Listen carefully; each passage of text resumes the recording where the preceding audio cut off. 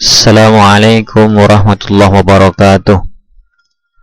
Pada pembelajaran kali ini kita akan mempelajari materi yaitu ketentuan akikoh. Pada pembelajaran kali ini kita akan mempelajari pengertian akikoh, hukum akikoh, dalil tentang disyariatkannya akikoh, ketentuan hewan untuk akikoh, dan hikmah ibadah akikoh. Apa itu akikoh? Kita lihat pengertiannya. Akikoh itu berasal dari bahasa Arab akikotun atau al-akikotu, yang artinya memutus atau melubangi. Secara syariat atau menurut syarak, makna akikoh adalah menyembelih kambing atau domba sebagai wujud rasa syukur kehadirat Allah Subhanahu wa taala atas kelahiran anak, baik itu laki-laki maupun anak perempuan. Hal ini berdasarkan pada hadis Rasulullah SAW yang diriwayatkan oleh Ibnu Majah dari Samurah. An Samurah an Nabi sallallahu alaihi wasallam qala kullu ghulamin murtahinun bi'aqiqatihi tudbahu anhu yawmas sabi'i wa yukhlaqu ra'suhu wa yusamma, rawahu Ibnu Majah. Diriwayatkan dari Samurah dari Nabi sallallahu alaihi wasallam, beliau pernah bersabda, kullu ghulamin, setiap anak itu, murtahinun bi'aqiqatihi, tergadai dengan akikohnya, tudbahu anhu yaumas sabi'i, maka yang disembelihkan kepadanya yaitu akikohnya pada hari yang ketujuh. Hari ketujuh ini hari ketujuh setelah kelahiran anak. Wa yukhlaqu ra'suhu wa yusamma, dan dicukur rambutnya, rambut kepalanya dibersihkan dan diberikan nama. Jadi ini ada 3 syariat yang disunahkan oleh Rasulullah Muhammad SAW untuk menyambut kehadiran atau kelahiran anak, baik laki-laki maupun perempuan. Apa itu? Yang pertama adalah menyembelih akikoh pada hari yang ketujuh, yaitu berupa penyembelihan hewan kambing atau domba. Kemudian syariat yang kedua adalah disunahkan untuk dicukur rambut kepalanya. Rambut kepala bayi yang baru lahir itu kan ketika berada di dalam kandungan itu bercampur dengan air ketuban, bercampur dengan plasenta dan sebagainya yang berada di dalam kandungan ibunya, sehingga itu ada yang perlu untuk dibersihkan dengan cara mencukur rambutnya. Wa yusamma, dan anak itu diberikan nama-nama yang terbaik. Disunahkan nama-nama yang paling disukai oleh Rasulullah SAW adalah nama-nama yang menunjukkan dia sebagai hamba. Misalnya adalah nama Abdullah. Abdullah itu artinya hamba Allah. Lalu Abdurrahman, Abdurrahim, Abdurrashid, Abdul Alim, Abdul Hakim, artinya hamba Allah yang maha rahman, hamba Allah yang maha rahim, hamba Allah yang maha rasyid, hamba Allah yang maha alim. Jadi sebaik-baik nama yang disukai oleh Rasulullah SAW adalah nama yang disunahkan ada doa sebagai seorang hamba Allah yang termaktub dalam nama itu. Diharapkan nama yang diberikan kepada anak akan membawa barokah bagi kehidupannya dan keluarganya. Amin Allahumma amin. Hadis itu tadi diriwayatkan oleh Ibnu Majah. Ini adalah satu-satunya hadis yang sangat populer ya, yang sangat populer di kalangan kaum muslimin dan di kalangan fuqaha yang berkaitan dengan pelaksanaan ibadah akikoh.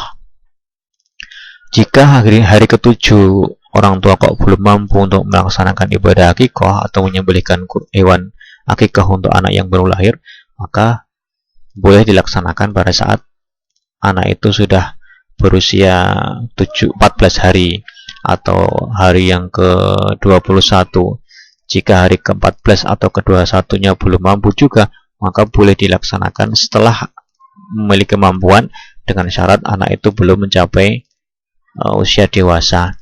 Kalau anak sudah mencapai usia dewasa, sudah bisa untuk menghidupi dirinya sendiri, sudah bisa untuk bekerja, maka kewajiban itu berada pada tangan anak itu sendiri, sehingga ayahnya pun karena tidak memiliki kemampuan, maka anaknya itu masih tertanggung akikohnya, sehingga anaknya juga perlu untuk mengakikohkan dirinya agar supaya sunnahnya itu dapat, atau berkah sunnah daripada ini bisa didapatkan.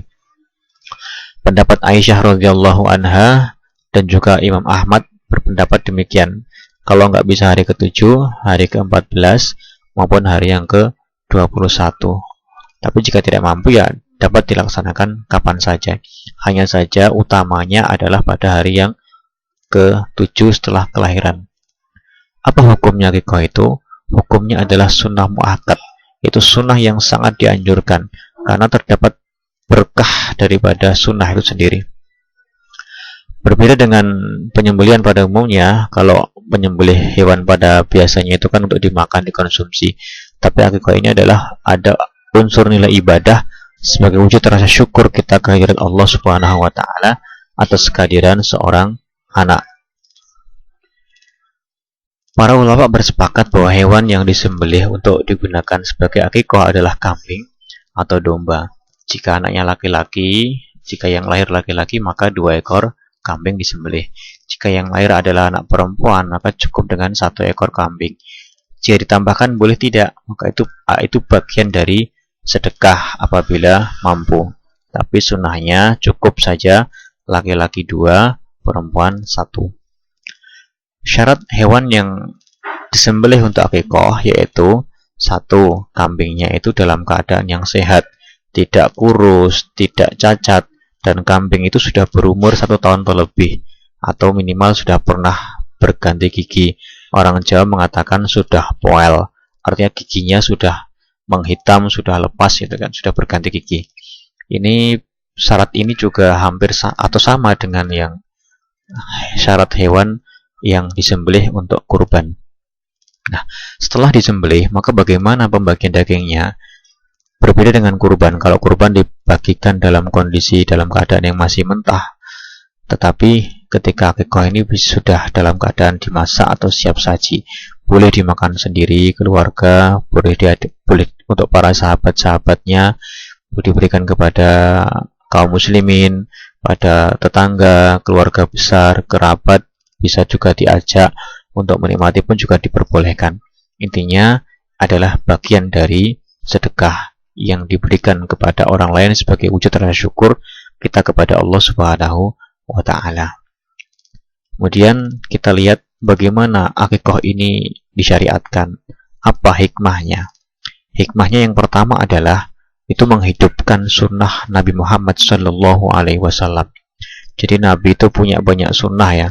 Di antaranya akikoh, kemudian puasa-puasa sunnah, ibadah-ibadah sunnah, berpakaian yang sunnah. Nah, itu adalah bagaimana kehidupan pada masa Nabi bisa kita hidupkan kembali. Ada nilai-nilai Islam di situ. Jadi ada rasa keagamaan, rasa keislaman. Ruhiyahnya ada. Ruhiyah sunnah Nabi ada. Dan bisa kita rasakan bersama. Yang kedua, anak itu terbebas dari tergadaikan. Jadi ketika anaknya sudah dewasa, dia terbebas. Oh, saya sudah diakikoi. Anak akan tenang. Anak akan merasa nyaman. Kalau anak belum diakikoi, maka dia masih berpikir, waduh, saya dulu belum diakikoi, maka saya dewasa juga harus bagaimana ini, harus bagaimana saya lakukan. Maka kalau dia mampu ya berakikoh atas nama dirinya sendiri meskipun sudah dewasa. Artinya kalau sudah diakikoi oleh orang tuanya, maka anak itu sudah tenang, tidak tergadaikan akikohnya. Yang ketiga, mampu melindungi dari gangguan syaitan. Anak yang sudah ditunaikan akikohnya dengan ridha Allah Subhanahu wa taala dan pertolongan Allah Subhanahu wa taala, dia akan lebih terlindungi dari gangguan syaitan yang sering mengganggu anak-anak. Maka disarankan ini untuk dilaksanakan ibadah akikoh ini. Yang keempat, kita mengharapkan ridha dan pertolongan Allah Subhanahu wa taala sehingga anak yang kita akikohkan bisa terbebas dari musibah, terbebas dari kejahatan, terbebas dari penderitaan, terbebas dari keburukan moral, terbebas dari akhlak yang tidak baik. Bisa jadi kalau ada anak-anak yang sekarang mungkin akhlaknya tidak baik, jangan-jangan dulu belum diakekoi, lah masya Allah, maka dia masih tergadaikan. Maka kita harus bertobat pada Allah Subhanahu wa Ta'ala. Hikmah yang kelima adalah bagian dari takarrub kepada Allah Subhanahu wa Ta'ala, bagian dari pendekatan diri kepada Allah Subhanahu wa Ta'ala. Wujud keluarga itu mensyukuri nikmat Allah, mensyukuri karunia Allah. Keluarga itu juga mendekatkan diri kepada Allah Subhanahu wa Ta'ala, melaksanakan agamanya, melaksanakan sunnahnya, melaksanakan ketaatannya kepada Allah Subhanahu wa Ta'ala. Yang keenam, hikmahnya adalah sebagai sarana gembira yang disyariatkan dalam agama Islam. Jadi Islam itu membolehkan gembira ria, tapi dengan syarat-syarat tertentu. Salah satunya ini tadi, menyembelih akikah, menyembelih kurban pada hari raya Idul Adha, bukan dengan cara-cara yang lain, bukan dengan cara-cara yang tidak dibenarkan oleh agama Islam. Karena apa? Kalau kita mendapat nikmat, maka ceritakan nikmat itu kepada orang lain. Sebagaimana firman Allah dalam surah Al-Duha, wa amma bi ni'mati rabbika fahaddits, maka atas nikmat Tuhanmu yang kau dapatkan, gembirakanlah atau kabarkanlah kepada orang lain.